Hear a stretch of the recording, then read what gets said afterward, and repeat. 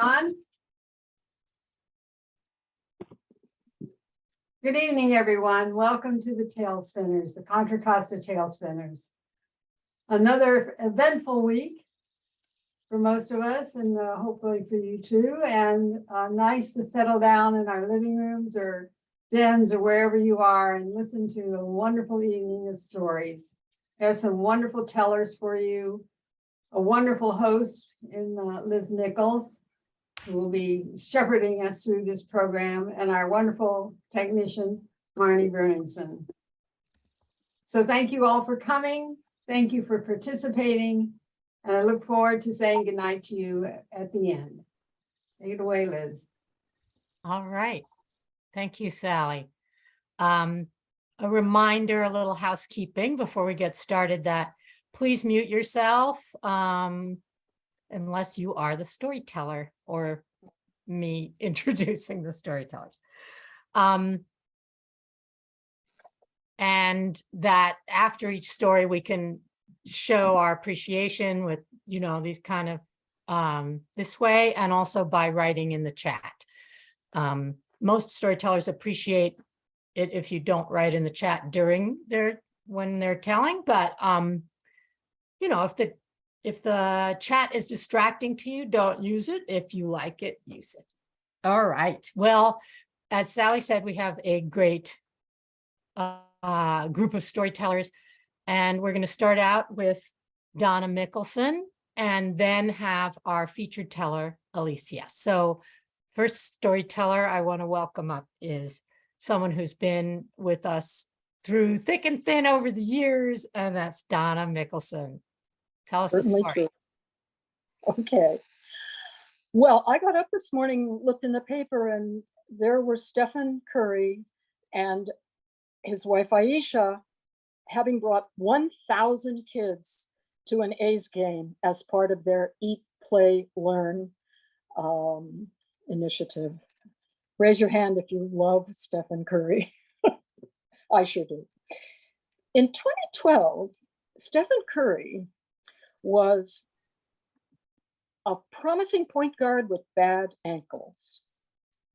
And when the Warriors went to Washington to play the Wizards, he was approached by a guy named Chris Helfrich, who was raising money to send mosquito nets to Tanzania to prevent malaria for sleeping at night. Now, athletes get hit up all the time by charities, but this time Curry said, "Oh, I know about Nothing But Nets. My college roommate told me. I'm really glad you're talking to me." So they sat down and they made a concrete plan, which was every time Curry made a 3-point shot from beyond the arc, he would make a donation to Nothing But Nets. And that year, he made 272 3-point shots, which, and I don't know how much the donation was each time, but probably significant. Now, that in itself was fairly impressive, but he had another assist in mind. That following off season, in the summer of 2013, he flew to Tanzania to help hang those nets himself to a refugee camp that had 68,000 people in it and 62,000 cases of malaria. Now, not only did he help hang nets, but he comforted grieving mothers. He visited health clinics. He met with princes and kings. He endured brutal road trips over unpaved roads, and he stayed in an $8 a night hotel. Now, there was one thing he didn't do, and that was complain. Kind of emblematic of how he was on the trip was a day when the whole group had been out since dawn, broiling hot. They were exhausted. They got back, they had dinner, and Curry addressed his companions and said, what about the albino performance? Now, Stefan knew by then, I'm sure, and I'm sure they all did, that albinism is endemic in East Africa. And not only are albinos at risk of blindness or deafness, they're also at risk of life and limb. It turned out that in 2009, in a nearby village, a witch doctor convinced many of the people in the village that if they cut off the limb of an albino and ground it up, it would make magic dust. Well, the members of the group were just completely exhausted, and no one was willing to go to this performance, which these kids had been preparing for months. But Stefan went. And not only did he go, but he made sure that his photograph was taken in a very intimate poses with them, with his arms around them, smiling with them. Well, the original goal of Nothing But Nets was to raise $100,000 to send mosquito nets to Tanzania and to refugee camps there. By the time I learned this story from a man named Daniel Brown, a journalist for the East Bay Times, they had just crossed their $60 million goal. I mean, just crossed their 60,000, they had just raised $60 million.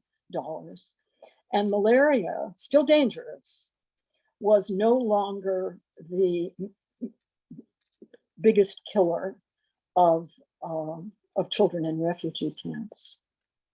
In the meantime, since that same year, 2016, when I learned this story originally, Stephen Curry has won Most Valuable Player in the NBA 3 times.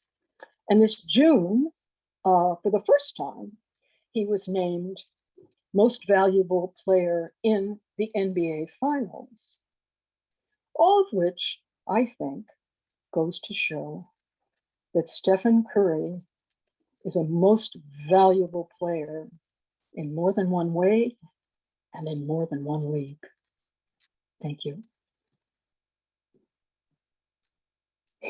Oh, thank you, Donna, for such an inspirational story. Right here, right?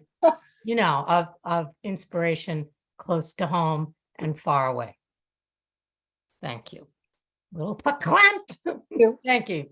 I think you brought a tear to a few of our eyes, more than a few. Thank you so much. What a great way to start our evening.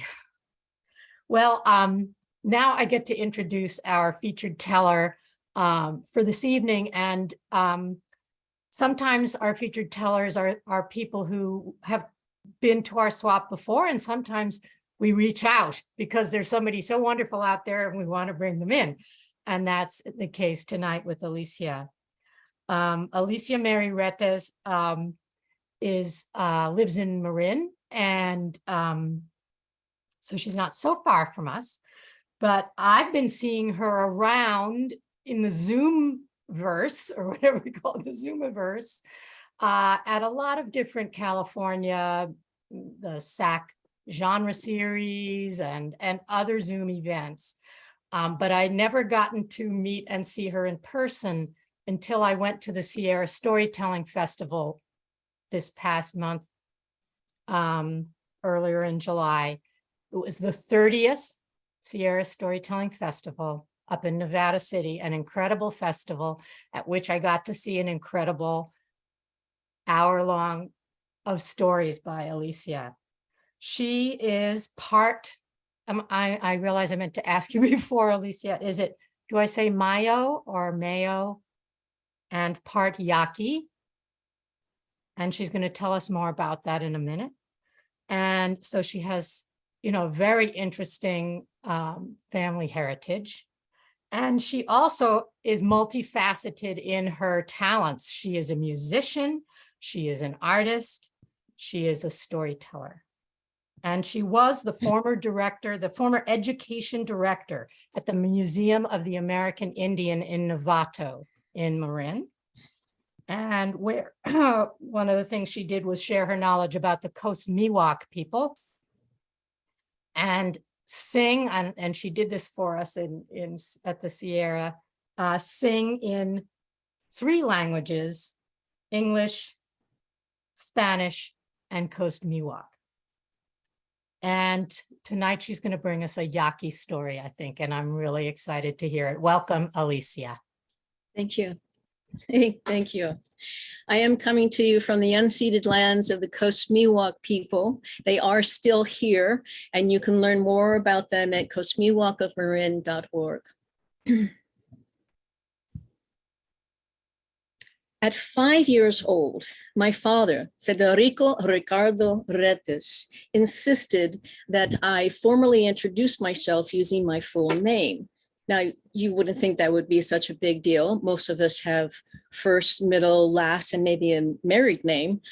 But my father was actually referring to a nearly 5-generational family tree.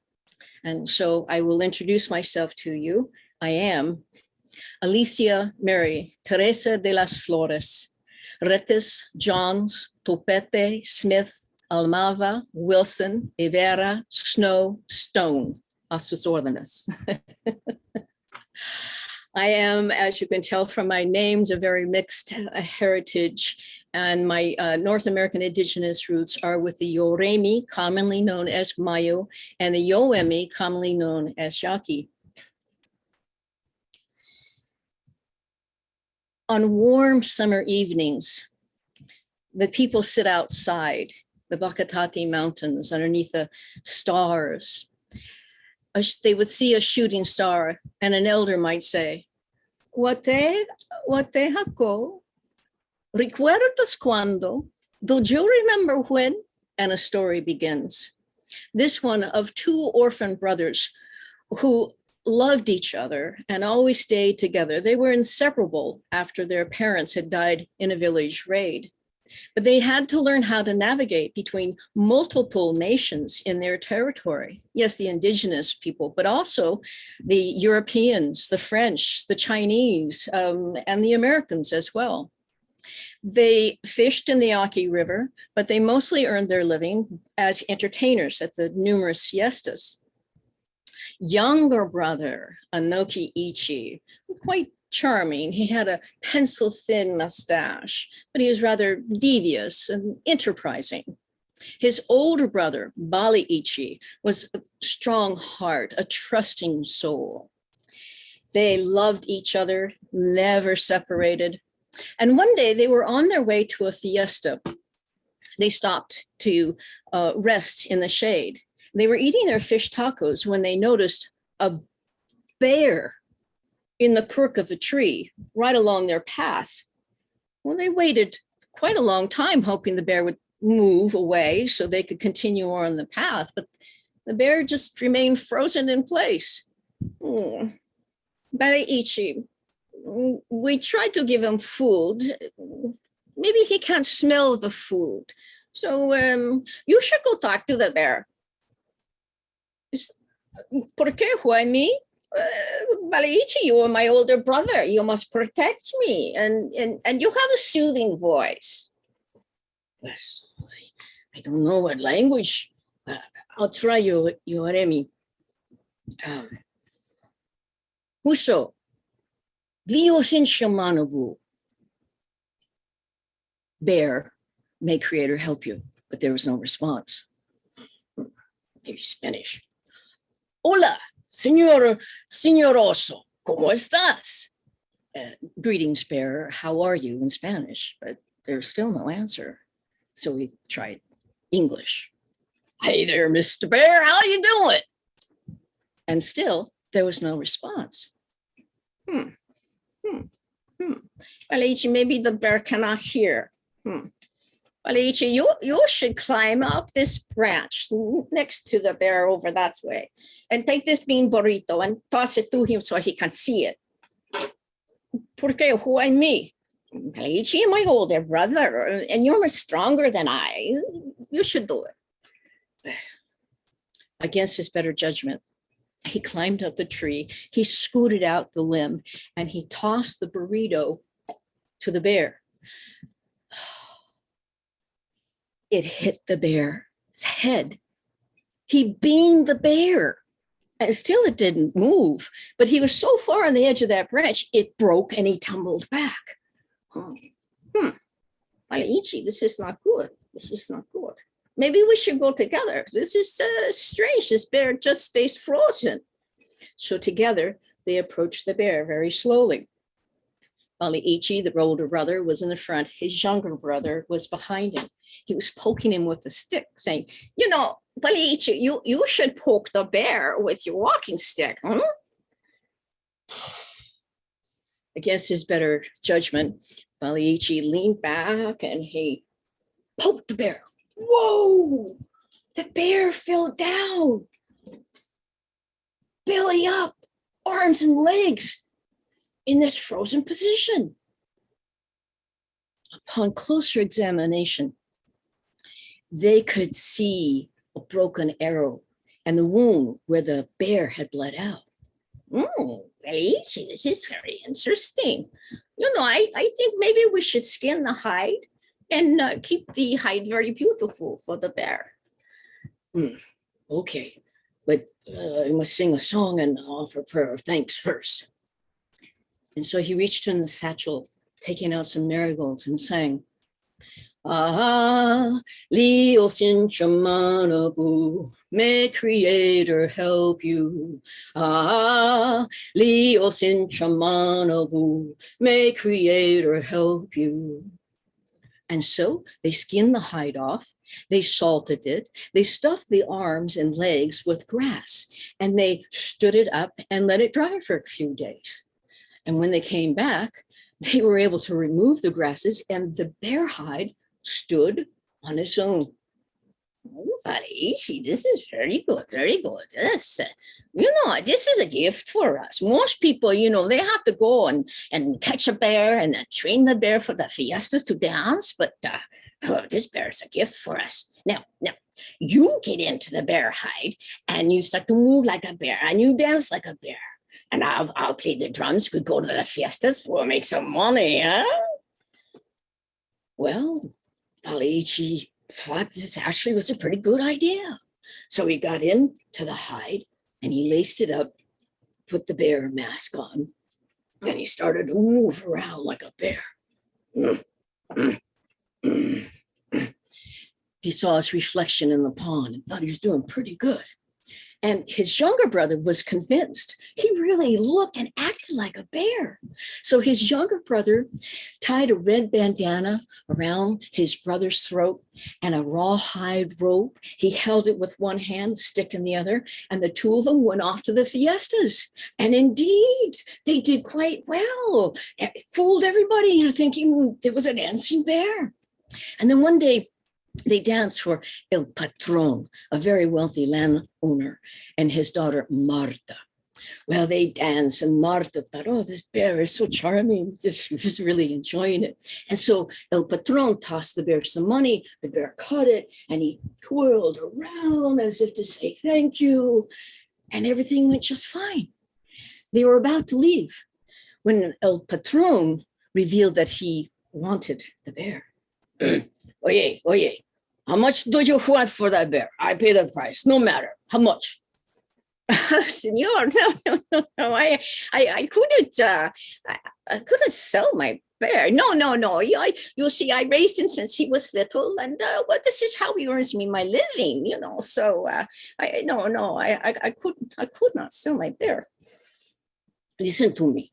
I will give you a cartload of gold and silver, and you may marry my daughter, Marta, most beautiful woman. Oh, Patron, yes, she's very beautiful. But you know, if you should give me a house full of gold and two women. I couldn't sell my bear. I hold him in high esteem. Oh, yeah, listen to me. I understand you are very fond of the bear, but he's only a bear. Huh? I offered you a way out of your poverty. Huh? Mira, camarón que se duerme se lo lleva la corriente. The shrimp that fall asleep is swept away by the current. If you snooze, you lose. Listen to me. I offer you more money than you've ever had. Huh? You should take this money. And Anukiichi went to his brother and said, but Ichi, what do you think? Do I leave you? And his brother put his arms over his younger brother and said, don't do this to me. Don't sell me. Anukiichi heard the carts of gold clanging and he squirmed out of his brother's embrace. He took the carts of gold and the woman and he left without even looking back. He sold his only brother.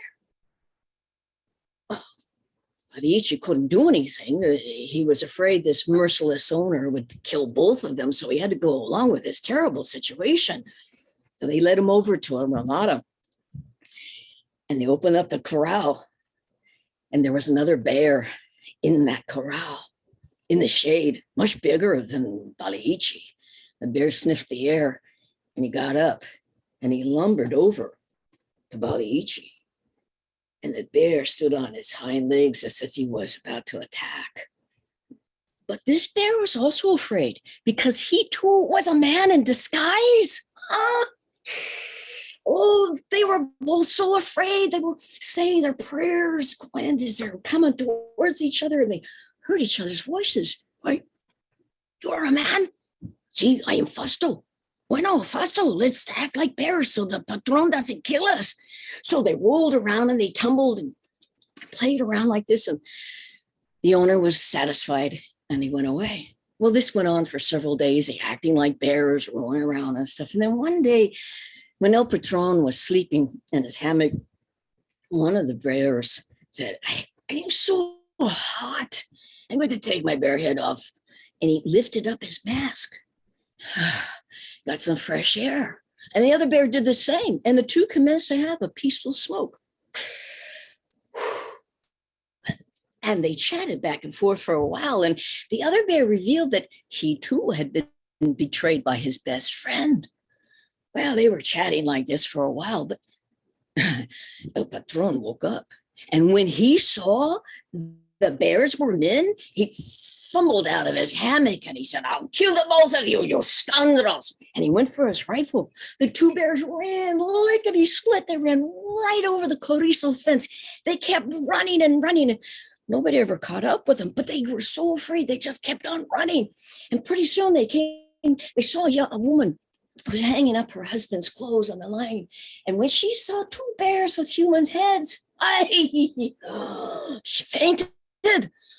And the bear brothers, they thought, well, let's get the clothes. So they took the clothes down and they stuffed them and said, hey, gracias. And they came run and they came to an arroyo dense with overgrowth. And so they stuffed their clothes inside their bear suits and they got on all fours and they climbed and made their way through all this terrible entanglement. And they made it to the Yaqui River. Oh, they quickly undid their suits, got out, got in the water. No, they were so happy. They were laughing and crying. It felt so good. Well, along came a woman dressed all in black with a straw hat. She was in a rickety old cart drawn by a mule. Well, the men quickly dressed and she set up a camp. And well, they were hungry and curious. So they approached the lady asking if she could share their food. Well, I see you have those bear hides there. I trade you some food for the hides. Baliichi went over to the hides, but oh my God, when he picked them up, oh, the stench, the body odor, the dust. Oh, it was just, it polluted the air. And she said, oh, never mind, it's okay. You can join me anyway. We'll stay warm by the fire. So the three of them gathered like comrades. And Baliichi said to her, she said, So, how is it that you are traveling with such meager belongings? Yes. My father sold me along with carts of gold for a stupid dancing bear. My husband, Anoki Ichi, he was so greedy. Some new friends came to him so they could invest his money. His house was not, he had all the servants, everything he could want. And yet he was so greedy, he wanted more. But these were not good people, no. They took his money. He lost everything, went loco, wandered into the desert. I just had to leave. Baliichi stoked the fire and their eyes met. You look for there's something familiar about you. Have we met? And Marta. I was that dancing bear. I'm so ashamed. Your father sold me. My brother betrayed me. I am so ashamed. Can you forgive me? Yes, I can see you're not like your brother. Yes, it's best to forgive, but not to forget our loved ones that betrayed us. Well, at this time, Fausto stood up and said, hey, listen, this is all very good, but how are we going to make a living? I don't want to wear those damn bear suits. Listen, I play drums, maybe Marta, Parici, you guys dance, we go to the fiestas, we make some money. At that moment, a shooting star went by. And in the tradition of the Yoemi, they burn the bear hides in a ritual of purification. Sure enough, they went to the fiestas. They had a great time. They were dancing. Everything was going really well. And by this time, there were bulls fighting bears and dancing bears. And they saw one bear. A man the owner was ridiculing him, saying, I grew tired of you. Tomorrow, you fight El Toro. To your death, I don't care. I make more money to fight the bull. And the bear reached up and tugged on his red bandana, revealing his neck and chin, his mouth and nose, and a pencil-thin mustache. Story done. Thank you. I wish I could hear you. Oh, thank you. Okay, looks like it went well. Thank you so much. Sorry, I didn't realize I was still muted. That was fabulous. And I heard Alicia tell that story at Sierra. It's a great story and a great storyteller when I knew what the end was going to be, but it still gave me goosebumps. Oh, good. That shows what a great story. And thank you. Thank you well so much. told. It's such a delight to be here. Thank you all. Thank you very much. All right. Wonderful. Wonderful. So glad to have him. And we hope you come back and just come. Love to. Thank you. When you have a new story, a little story you want to try out, you come see us.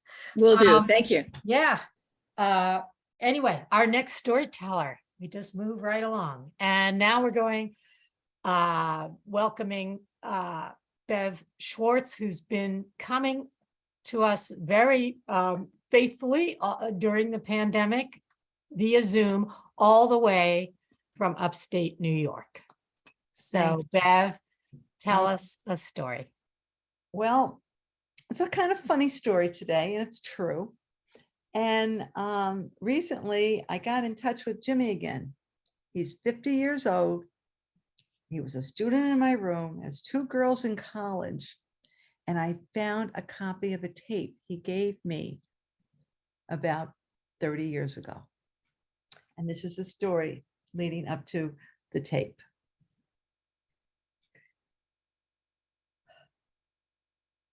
Jimmy, give me your soldiers again. I told you, how many times do I have to tell you? Don't bring soldiers to school. I'm going to confiscate them. You have to wait till June to get them back. Jimmy's dream was to be in the Marines. And when 10 years later, when he graduated high school, Jimmy joined the Marines. Well, Jimmy was so excited. He was going in as soon as he graduated, and he was going to visit my class in September, right before he was going to leave. And he knocks on the door the first week of school. He comes in And he says to the kids, "Hi, I'm Jimmy. I was in this classroom 10 years ago when I was a third grader. And now I'm going to the Gulf War to be on a ship as a Marine, a big Navy ship they're putting me on." He said, "Would you kids like to be pen pals with me?" Oh, the kids loved it. I said, "Okay, I think we can do that." And he met the kids and we took pictures of him with all the kids in the classroom. And off he went to the Gulf War. Well, during the year, we sent Christmas cards and Thanksgiving cards and little Christmas gifts and cookies. And he wrote back to us, and it was wonderful. The kids got to read his letters out loud, and they all loved writing the letters to him. And then he got leave in June, and he said, "I need to come and see the class." And everyone was excited, and the day came. The knock on the door, and he opened the door, and there he is, 6 foot tall, with his beautiful Marine outfit on, with all the medals he had gotten to be in the Gulf War, and a hat, and standing up real tall. He was not a little kid anymore. And he came in, the kids all ran and hugged him. And he said, and he said, "Okay, everyone sit down." And said, "Let me see what the table looks like in the back." And he walked back at the table, and he saw it. And then he went over to the window where the sharpener was. And he said, "Oh, the sharpener is still there." The kids look at him. He goes, "Do any of you go in the back and take your time with the sharpener to see the kids playing outside in the gym in the backyard here?" They all nodded. They all knew the tricks. He goes, "You wouldn't believe what happened one day when I did that." Well, I have a story to tell you, he says. "I went back one day, and it was a rainy, drizzly day, and I was bored." I'm rolling my eyes, And he says, all of a sudden, he starts shouting, "Jimmy, rags, rags, rags!" Everyone stood up and ran to the window, including me. What did we see? We saw a big rag doll dog rolling around in the water, in the mud, in the back, because it had been a rainy day. My dog got loose. My dog got out of the backyard. He's an escape artist. He's always losing, getting out of the yard. What are we going to do? He's going to get hit by the cars on the street. And everyone looks at me. And I say, "Jimmy, go get the dog and bring him in the classroom." He goes, "Okay." And we're all watching out the window. And he goes and he drags this muddy dog who's trying to shake. And he gets him in the side door up these long, tall stairs. And where the second room is, so he pushes the dog in the room. And that dog comes in the room. And all the kids start going after him. And all of a sudden, he shakes again. Now we're all covered with wet mud and dog hair. Have you ever smelled a wet dog? And I said, "Oh my God, what are we going to do?" And I said, "Jimmy, is your mother home?" He goes, "Yeah, she's not working today." Okay, now listen carefully. There's only 3 phones in the school. This was in the 70s. The principal's, the secretary, and the nurse upstairs. Go in the office and tell the nurse you have to call your mother, and try to talk as low as you can so she doesn't know we have a dog in the classroom, and ask her to pick the dog up on the side, and you'll meet her there with rags. Okay. So he goes, and meanwhile, I'm saying, "Okay, everyone sit." And I got some paper towels, and I tried to, wipe the dirt and stuff and off the floor, and I was making more of a mess. So I said, "I'll have to do this later." So the door opens, we all look, and he comes in and he says, "My mom's on her way. I can take the dog out to the side now." So Jimmy says he took the dog out to the side and waited for his mom. Meanwhile, we had a problem. The secretary overheard Jimmy's conversation. And what do you think she did? Yep, you're right. She went and tattled on us at the principal. And then the door swings open with the principal. "I hear you have a dog in this classroom." And we're like frozen. "Where's that dog? I know you have a dog. I smell dog."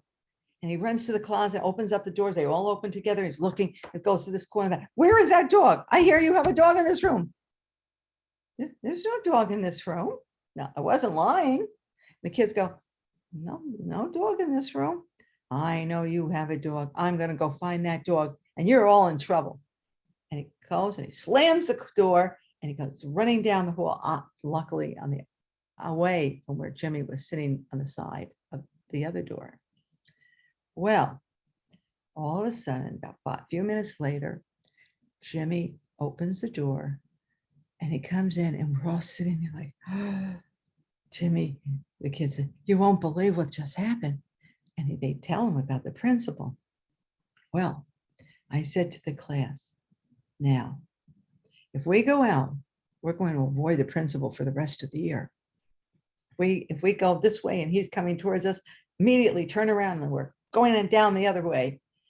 And that's what we did for like the next couple of weeks. He didn't talk to us and we didn't avoided him. Well, that wasn't the end of the story, because a few weeks later, his dog got loose again. And this time they couldn't find him. But Jimmy said he did see a dog that looked just like Rags driving in the back of a truck going down the street in front of the school. So we think that he was picked up by a nice guy who could take him out all day and do things. Now, bringing us out into the future, I've been cleaning out drawers and I found the tape that we watched in my classroom. I found all the original letters that he sent to all the kids back and forth and the pictures we took. And I had even done a little publicity and they'd come in, to tell about how third graders were corresponding to a Marine from Troy in the Gulf War. And I got the tape transferred over to a CD and I got everything all in like in an album for him. And I'm going to be surprising him this week. I think everything almost all together and give him back all the stuff so he can show his two girls in college what he did when he was in the third grade and a Marine. Thank you. Thank you, Bev. Also, very heartwarming story of connection near and far and through time. Yeah, I think I've heard parts of that story before, but I love how you changed it. Layered it. Yeah, you layered it in a new way. And that's really fun to hear that. I'm going back and trying to change my stories and making them better from what I've learned, listening to everyone's stories. That's great. That's great. And adding layers of richness to it. All right. We're going to have one more storyteller, Kathy Martinez, and then we'll take a very short stretch break. And some of you know Kathy from the Bay Area Storytelling Festival. I first met Kathy and we were both board members, right, of the Storytelling Association of California. Many moons ago. Many moons ago. And you come from how many hundred miles away from here? I live in San Andreas. It's about a 2-hour drive from here to wherever you are. So it's so great to have you come while you can be here with us on Zoom. So tell us a story, Kathy. Okay, this is a personal story. When I was in 2nd grade, we moved from Oakland to Hayward to a new subdivision called Palmacia. And Palmacia was brand new. I mean, it was a brand new house. I mean, it was our house was finished, but there was no lawn, no fence, no nothing. And on the block, ours was the first one done. So when we moved in, everybody else was sticks. I mean, there were just sticks and there was nothing there. And you can see forever. I mean, all the way down the street was dirt and the main street going by the house. We lived on the corner of Patrick Avenue and Tennyson Road in Hayward. For those of you who know the area, you know Tennyson Road's a zoo. Patrick Avenue, this day now, is a zoo. But back then, it was dirt. It was country. In fact, we used to go in our backyard and find tomato plants and little carrots with a wow, we're really rugged here. But this is in the fall of 1955. I just started second grade, and my brother Fred, who's the oldest of 5 kids. There's Fred, Diane, Loretta, me, and my little sister Jessie. And he loved it, just roaming around everywhere, going through the houses, to the stick houses. I don't know if you ever liked that, but I really kind of like doing that, checking out the rooms and everything. He decided one day to go wandering around, and he came back with a 3-foot garter snake. And he was really excited because he wanted to make a belt out of a snake skin. And so he said he had to skin the snake. Now you have to understand that there was one boy and 4 sisters, and of the 4 sisters, he liked me the best. He would let me in his bedroom just to sit. I just sit there and go, oh, I'm in Freddie's room. So exciting as a child. Well, none of my other sisters wanted to help him. And I said, I'll help you. So he said, hold the snake. And I didn't want to hold a dead snake in my hand because he cut off the head, and I was getting kind of grossed out.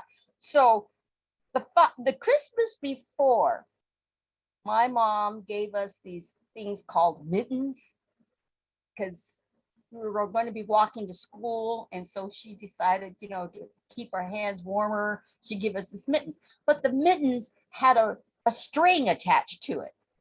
And I could not figure out for the life of me what the string was for.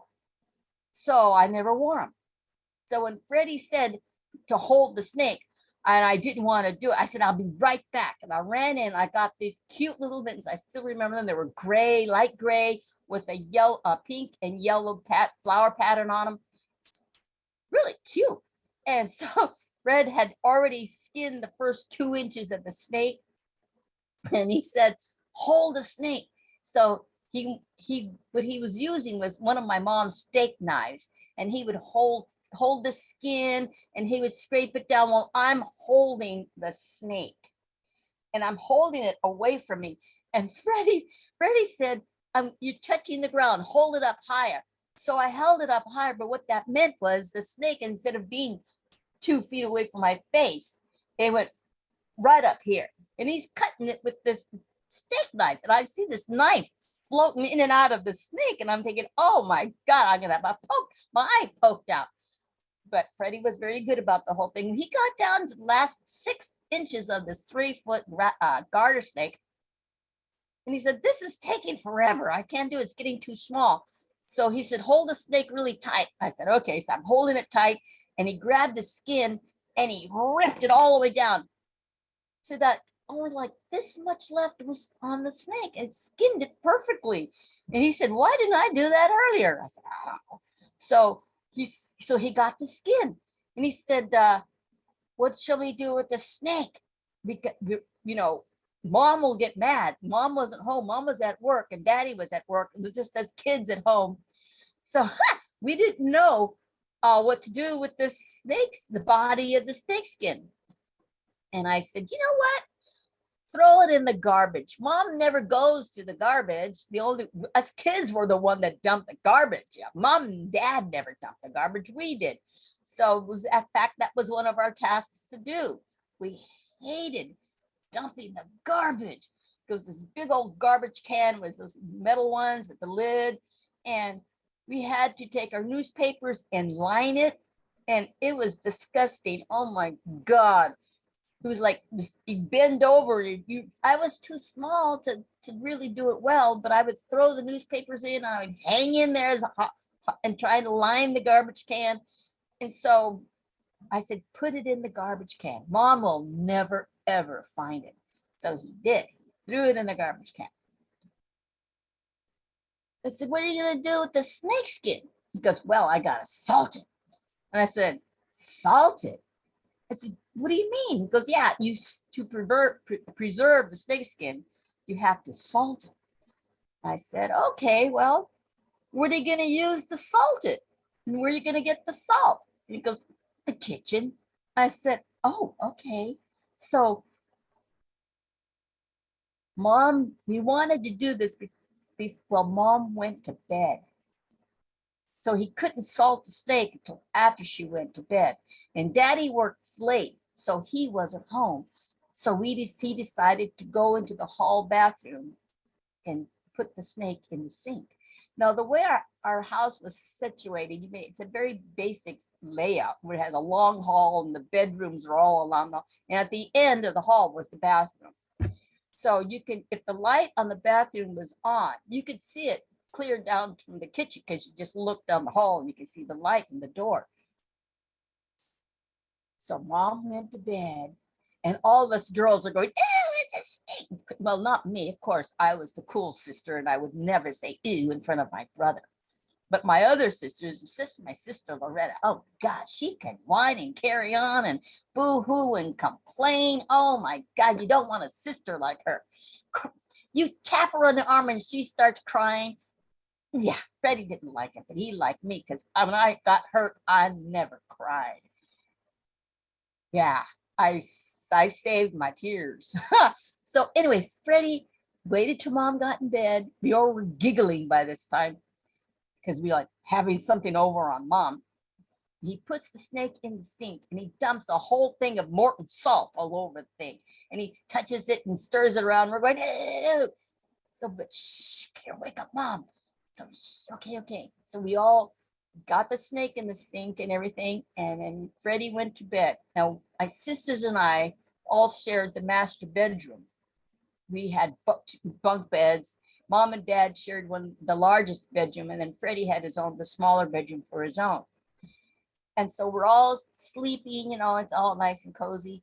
Daddy comes home from work. Daddy worked at night. He worked at, he was a vendor at like Candlestick Park, where he would walk up and down the stairs selling beer mostly. And he was a really good vendor. They really liked him. Very popular with the people. So Daddy came home tired. He always wanted something to eat, when he got home. So he walks into the house, all the lights are turned off, and he looked down the hallway. He saw that the light was turned on in the hall bathroom. So he starts singing, all those blank kids, they don't know anything about saving money. I work all day. You can hear him complaining all the way down there. So he flings open the bathroom door. Now the bathroom sink was right there by the bathroom door. So he swings open the door. He sees the snake in the sink. He screams like a little girl. He just screaming, and he ran back down the hallway, got composed of himself, and started swearing up a storm again. But we all heard Daddy scream like a girl.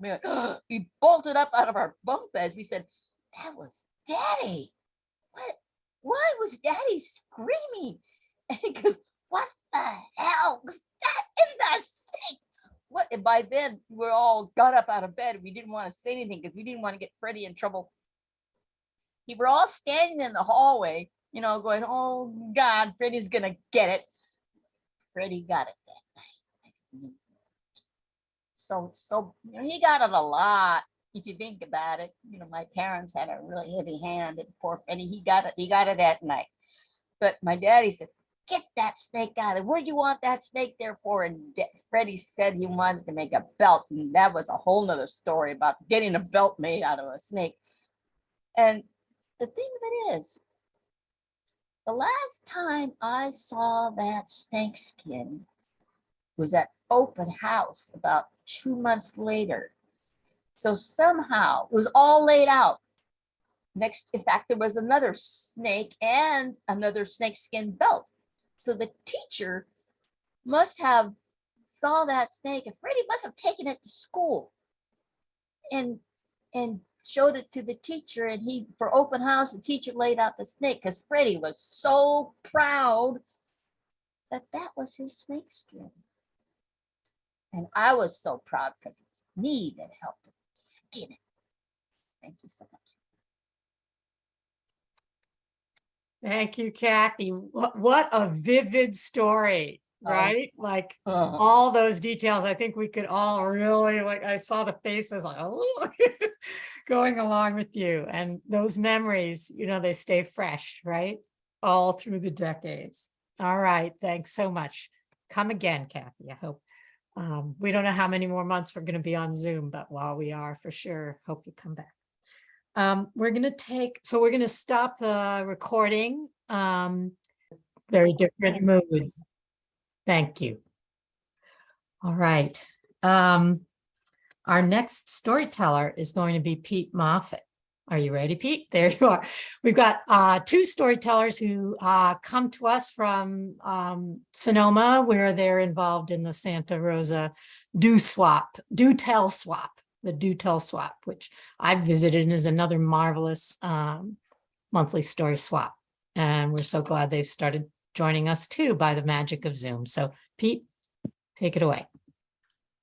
Thank you. I'm dealing with two problems. The first problem is I have to get in my 35 miles of jogging this week because I'm planning for the Dallas Marathon in about 8 weeks. It's a very regimented scene, so I had to get in my mileage that week or I'd fall off. The second problem was I had to make sure that my bar necklace was doubled around my head and down to my waist. Now, my wife and I had decided to invite our favorite sisters, Tom and Susie, to go on a great vacation. Tom and I had just been granted our Air Force pilot wings with the help of our sister, of our wives, and we wanted to really go somewhere really wild. So we picked, at the time, something called Club Med. And this location was down on the Yucatan Peninsula, way and isolated from everyone. There was nothing built down in that area, but this beautiful club was built out on the end of the peninsula. And we flew in there, and the way Club Med works is that you pay one price and everything is included except your alcohol. And for alcohol, you buy it in beads and you make a necklace and you wrap them around your neck and down around your waist. So you want to make sure you have plenty of beads to make it through the week.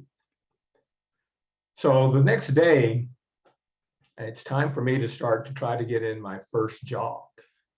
And I had seen a site the day before with this little path running out the back of the club. And so I got up around 7 o'clock in the morning and I kind of sneak out, everyone's asleep, and I start running slowly.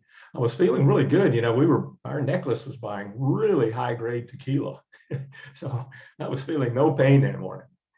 So I started running up this little path, and it's just sandy. We run up this bluff, and I'm starting down the bluff, and it's like, oh my goodness, this is absolutely beautiful. There's the Caribbean over on my right hand, and then on the left hand is a big bay. This looks like it's about 5 miles away, and it's jungle beneath it, and it's just absolutely gorgeous. And there's nothing, there's no buildings, there's no people. We're really isolated. So I'm starting running up this path, and I'm feeling good. I'm starting to get a little sweaty, and I'm in good shape, and so I'm enjoying this and following this path along this bluff. And then after maybe a mile, the bluff turns down into this jungle area. And so, of course, I'm following that, and I go follow down the path, and I run down and keep running along. And I'm starting to get a little bit more sweaty, and it's really getting into the run. And I ride a little bit longer, and all of a sudden I come to this barbed wire fence that crosses across a little path, and it says in probably 5 different languages, "Do not enter," prohibited or whatever it is, don't go here. But I'm running. I needed to get my 5 miles in that day. I was feeling good, so I didn't think too much about it. I just jumped over it. And so I keep going down this path. Now it starts to get a little bit darker and a little bit cooler. It's more and more jungle, and it's quieter, and so I'm really getting into this path here, and really sweaty by now. And I actually come to another fence like that. Across barbed wire, that's all it was. Don't go here. Do not enter. But see, I jumped over that one too, because by this time, the endorphins were really kicking off in my head. And in this cool area with I started to get into the spirit of the Aztec history and tradition there. And I start to imagine myself as running with a message to Montezuma, you know. So I'm really going and loving this thing, and I'm running, and it's getting thicker and thicker and thicker. The vegetation around me was, I'd never seen anything like all this before. You ran around a little curve, and the big lizards and everything would run away.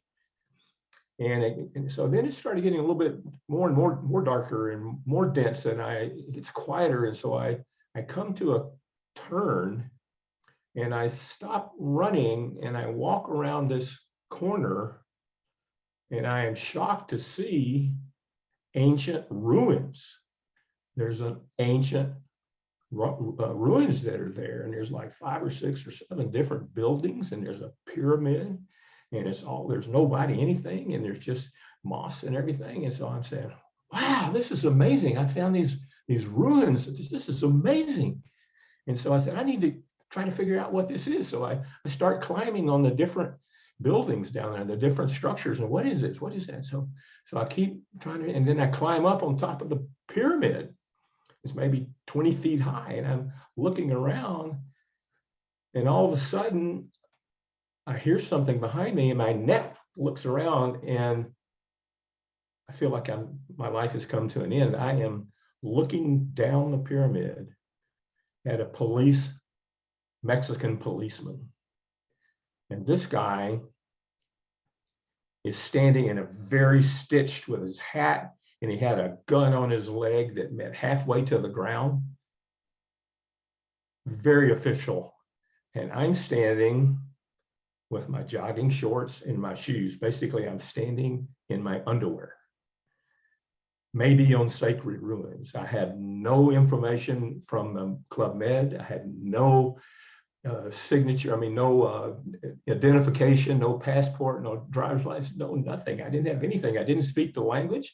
I am totally hanging out there. And so I see the policeman, and he shadows for me to come down, and I'm scared to death. And so I slowly walk down, and I get in front of this guy, and he's way shorter than I am. But again, his uniform is all starched and everything. And he just kind of looks at me for a minute or two. And then he opens his top pocket here, and he unbuttons it and pulls out this card. And you can see he's going to hand it to me. And I say, oh my God, these are the rights, or these are the laws or something. I may be in a foreign jail forever. And so he hands this card to me, and I have no idea. And so he hands it to me, and I look at it, and I can't make sense of it. I don't understand. It's in English, clearly English, and I make sense of it. But then what I see is the lyrics to Your Spanish Eyes. The policeman wants me to teach him the melody, Your Spanish Eyes, and fall from the sky. And of course, he could hear me do that. And that was the end of that effort for me to try to teach him anything. And he just looked at me and said, go away, head back. And I think I made those fast miles were the fastest 5 miles in my life. Thank you. A surprising escape. Boy, I seriously felt like I was going to disappear. My family didn't know where I was. They were still asleep. Right. No one believed me when I got back. Yeah. Well, we felt your tension, and that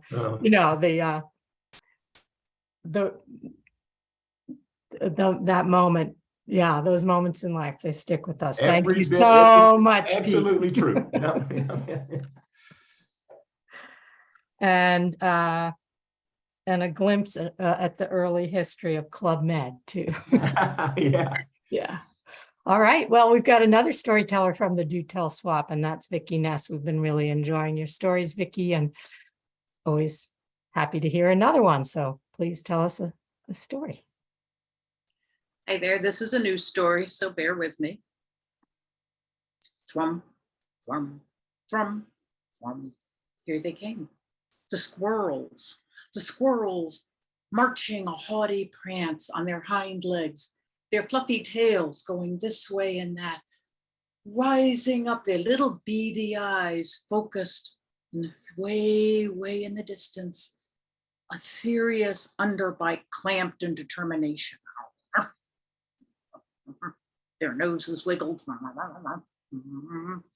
But above their heads, they held in their little tiny paws a crystal tray, each one a separate tray, each one with a different treasure on it. This one, a piece of chocolate. This one, a child's crayon drawing saying, "Hi, Auntie." This one, a glass of Chardonnay and a piece of cheese. All of them with some wonderful treasure on their tray. Forward they went. Little feet marching. Hundreds of them, thousands of them, as far as you could see, prancing squirrels. And they were all headed toward the beautiful glowing shrine, sacred and still, silent and gracious. And that's when Eliza opened her eyes, realized her face was 2 inches from the ugliest wallpaper in the world, and she remembered where she was. And when she shook off the recurring squirrel dream, it all came back to her, how she had gone to this town to try to have a new start. But the problem was that rents were higher than she thought. And so as a result, her stuff wound up stowed in the garage, and she wound up stowed in her brother and sister-in-law's guest bedroom. So her way of handling this, because she wanted to go screaming from the house every morning, was to get up early, get in the bathroom, and stand there in front of the kitchen window, shoveling cereal into her mouth while looking outside to see what the weather was. And by the time the family started rumbling and grumbling, and the kids started moving, and the whole family started moving like lava downstream, she'd be out the door already. Bye, see you later. And there she sat at her new job. Now the newbie, of course, got the cubicle right under the air conditioning, so she was freezing, and she was being bleached alive by the computer screen, paler and paler, thick, thick, thick, thick. Scan, thick, thick, thick, thick. But then she noticed outside the window a streak of cobalt. It was a blue jay. In town? Yep, on the windowsill. And it bobbed, and it looked at her and flew off. It was beautiful. That's amazing. Lunchtime, she went down to her favorite lunch truck there and got herself a panini and sat herself on the park bench. And she started to eat it when all of a sudden, screaming bat out of hell, came a 5-year-old on a tricycle, wow, trailing a Wonder Woman cape. Goodness, she had no idea a tricycle could move so fast. But the cape, she was Wonder Woman once too. It was a towel with a clothespin, but still, it was Wonder Woman. Oh my God, you go, girl, she said. Then she fed crumbs to the glossy black starlings with the iridescent feathers who looked at her and pecked up. And because it was Monday, she thought, yeah, another cup of coffee and whatever is out of the oven at the bakery. And it turned out to be chocolate chip cookies, melty, hot, fragrant chocolate chip cookies. Heaven! Back to work. On the way home, the bus dropped her off and she walked back to her brother and sister-in-law's house and heard the clattering of autumn bare branches. And right through them, a pale, pale, still full moon in a weak autumn sunset sky with a rustling of leaves. And over here, laughter coming from a kitchen window, pots and pans and butter yellow light, somebody making dinner. Well, she got back to home and there was dinner and there were the kids and there went a truck rolling down the middle of the dining room table with a biscuit on it. And there was her sister-in-law scowling and there was her brother smiling and everybody was joining in the cacophony. And after cleaning up, she took herself to her bedroom to sit with her phone and text and check her emails. And right on the other side of the wall, she could hear the rumble, like an avalanche of reality TV. Rumble, rumble, explosion, rumble, rumble. She sunk herself deeper into her phone and thought, this is awful. This is awful. What am I going to do? Deeper and deeper until finally she just crawled under the covers. She pulled the covers up and she sank into sleep like water into a sponge. Gone. Threat, threat, threat, threat. Here they came, the squirrels, prancing high, proud, their little beady eyes focused right ahead, their little noses moving. And above their heads, their crystal trays, each one a different tray, and each one had a different treasure on it. This one, a cobalt blue blue jay feather. This one, a tricycle. Oh, and over here, a freshly baked chocolate chip cookie. And over here, a pale moon on an early evening in October. And all of them, hundreds of them, thousands of them, squirrels as far as you could see, each with a different treasure over his head. Heading toward the mysterious shrine that she never quite understood. And as she watched them place all their little treasures, and she looked at the serenity of it and the peace of it, and it suddenly occurred to her, she knew what that shrine was. It was gratitude.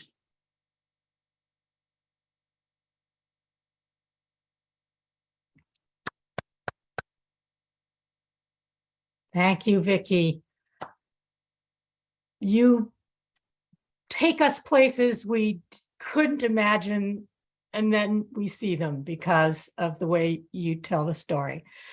We never know, what magical place you're going to bring us, and it's delightful. Thank you. Thank you. All right, I have a story to share, and it's this story is for my folks. Some of you know my folks are they're on the Zoom call tonight. They've been very faithful attendees. They're waving. Hi, Dad. Hi, Mom. And my parents and I, we live where we can see each other frequently. But last month we had the delight of having a gathering of our family, 4 generations. So my parents had both their daughters and most of their grandchildren and even their first great grandchild visiting from my granddaughter Zoe, who's almost 2. And it was just, amazing and just wonderful.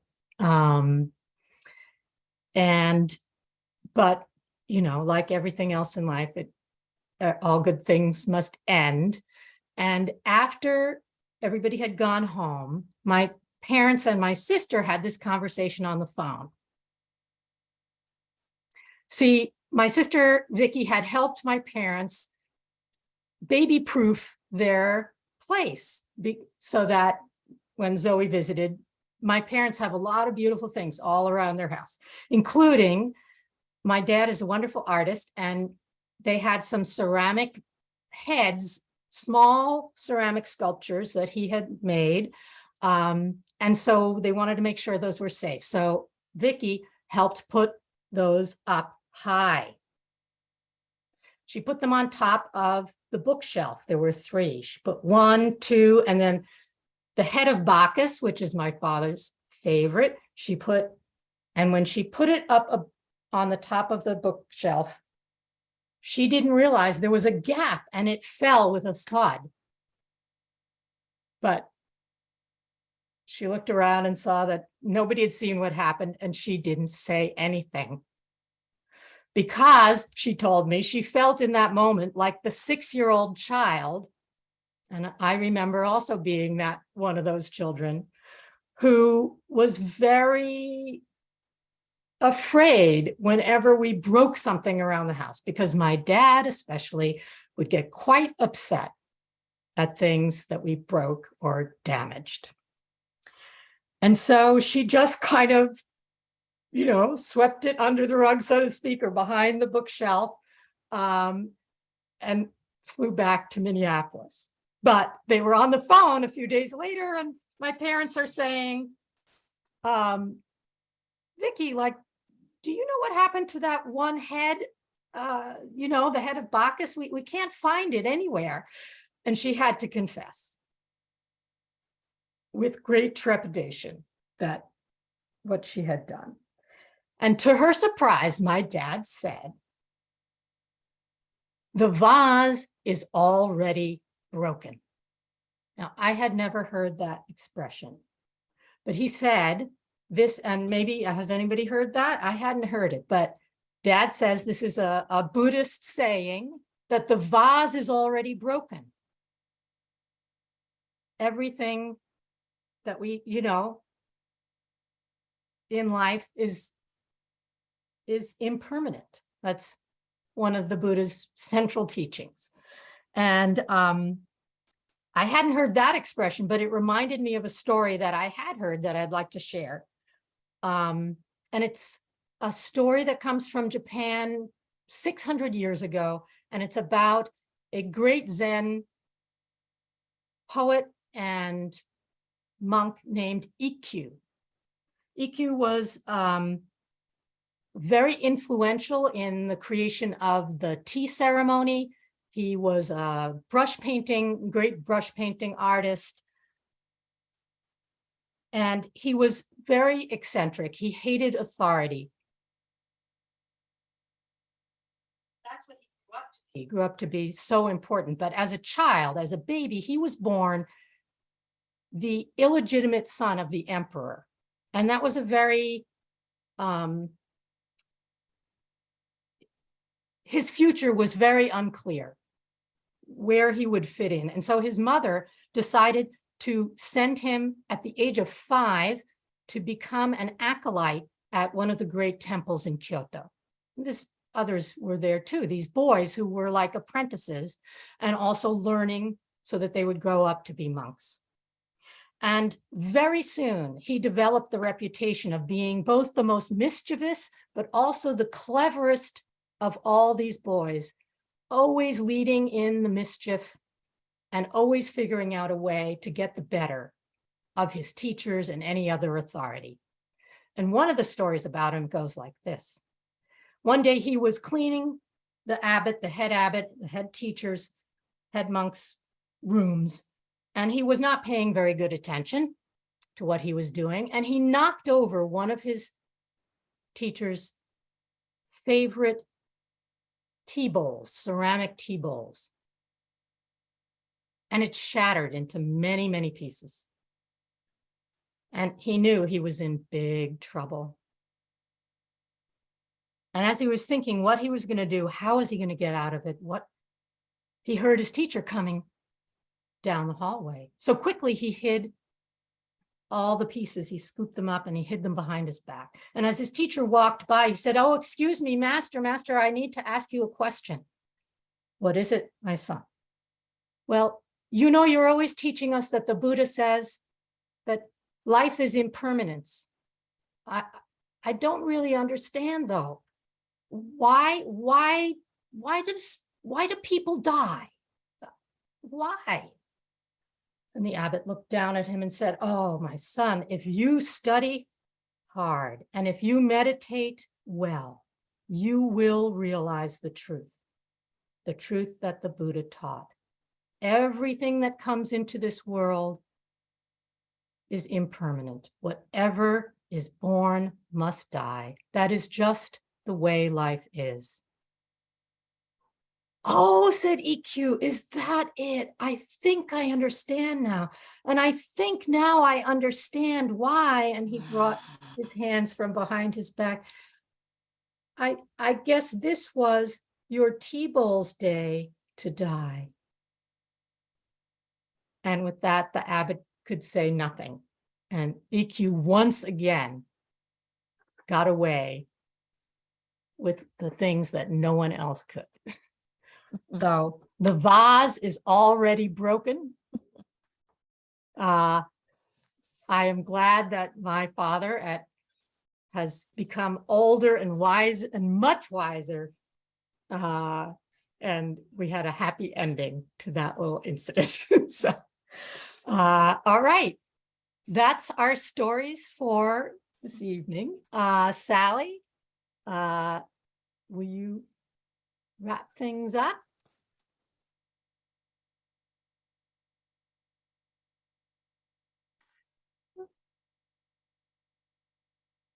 She's muted. Unmute, Sally.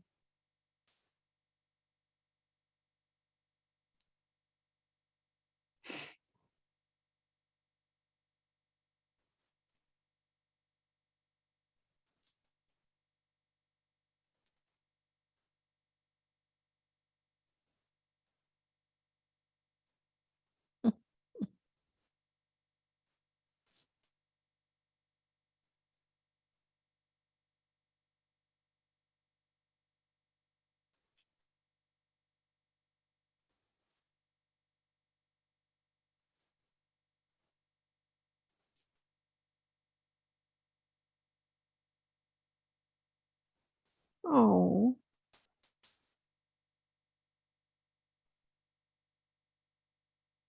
Okay, it's There unmuted. it is. Here Good. she unmuted. All right, Sally. All right. So, I'm sorry. Now what? All right. Well, the camel wanted to be a ballerina. And to that end, she practiced her arabesque. She practiced her turning. She practiced the five poses day in and day out until her body was so fatigued. But she kept at it. And then she figured she'll compose a little ballet, and she did that. And then she went out onto the desert and she found a wonderful, wonderful sand desert stage. And she thought, I shall now dance for my friends. I will give them a program. And she invited her friends and several camel critics to come and see her dance. And it was a beautiful evening. The moon lit up the sand and she came out and she did her dance. And when the dance was over, the camel bowed and waited for the applause. And waited and waited. Mm. And finally a camel critic got up and he said, you know what? You're lumpy and you're dumpy and you're just a camel. You will never be a dancer. Oh, but I am a dancer. I've worked so hard. I am a dancer and I will dance wherever I please. And that is what she did. And it gave her great pleasure. And as Arnold Lebel would say, it's his story, satisfaction will come to those who please themselves. So go out there, do something wonderful for yourself, and have a good evening, and we'll see you next month. Bye-bye.